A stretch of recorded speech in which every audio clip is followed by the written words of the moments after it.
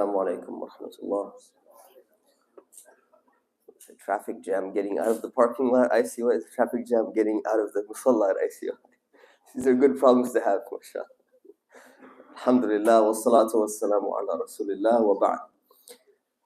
One of the biggest challenges that we face as a community today in particular is the decline in family values. And I don't think anyone needs to be convinced about this.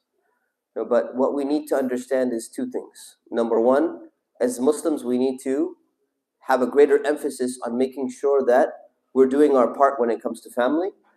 But also, the second thing is that sometimes we have a very rosy picture of the past. And we think, you know what, families in the past were just ideal and everything was great.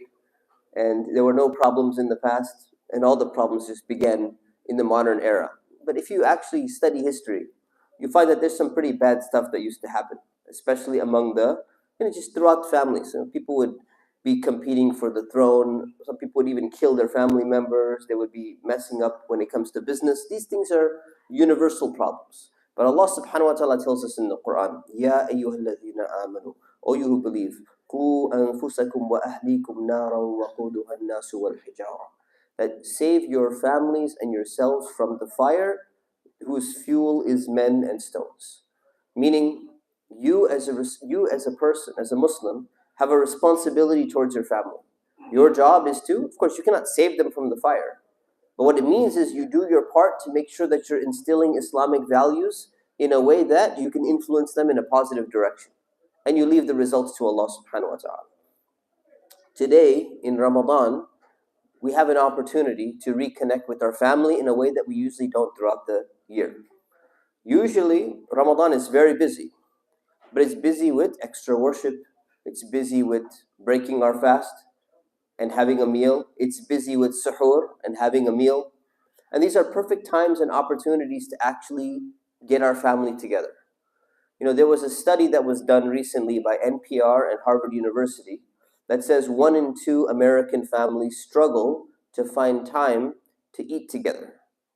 In fact, they said specifically 46% say it is a consistent problem that they cannot have meals with their own family regularly the way that they would want to do. And the dynamics of meals have changed over time.